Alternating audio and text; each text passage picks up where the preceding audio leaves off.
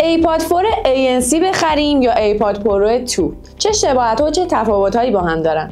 همونطور که توی تصویر واضحه، ابعاد کیس ایپاد 4 ANC نسبت به پرو 2 خیلی کوچیک‌تر و سبک‌تر، یعنی وزن خیلی کمتری داره. و حالا طراحی گوشی ها. ایپاد 4 ANC پایه ضخیم‌تری نسبت به ایپاد پرو 2 داره و خیلی طول کوتاه‌تری داره. و ایپاد پرو 2 سری سیلیکونی در 3 تا سایز توی جعبه‌اش داره که خیلی طراحی ارگونومیک و مناسبی داره و خیلی راحت‌تر توی گوش قرار میگیره. ایپاد 4 ANC اولین ایپاد بدون سری سیلیکونی اپل که دارای قابلیت حذف نویز کنسلینگ هستش. ایپاد پرو 2 هم این قابلیت رو داره، ولی به خاطر سره سیلیکونی که داره و طراحی ارگونومیکش خیلی تجربه بهتری رو توی حذف نویز بهتون ارائه میده.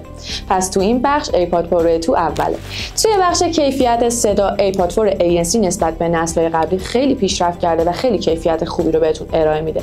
اما باز هم ایپاد پرو 2 به لطف سری سیلیکونیش باس قوی، کیفیت واضح و صدای تفکیک شده رو بهتون ارائه میده. بازم تو این بخش ایپاد پرو 2 اوله. توی بحث عمر باتری تقریبا این دو مدل یکسانن.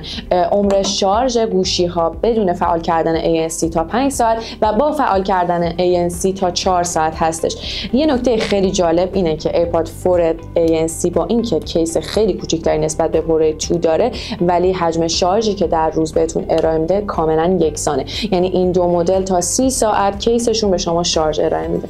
حالا میرسیم به جمع‌بندی و قابلیت‌های دیگه‌ای که این دو مدل ایپاد دارن. هر دوشون دارای درگاه شارژ تایپ C و اسپیکر روی خود کیس دارن.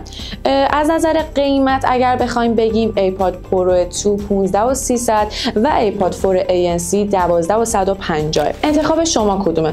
اولین چیزی که باید بهش توجه بکنید اینه که تو گوشتون به چه شکل قرار میگیره، با کدومش راحت ترین. خب ایپاد پرو 2 به خاطر سره سیلیکونی شاید تو گوشتون راحت تر باشه، ولی ایپاد 4 ANC هم توی گوش خوبه و سبک تره. و در نهایت اگر به دنبال گوش کردن به موسیقی با کیفیت تر هستین، پیشنهاد من به شما پرو 2.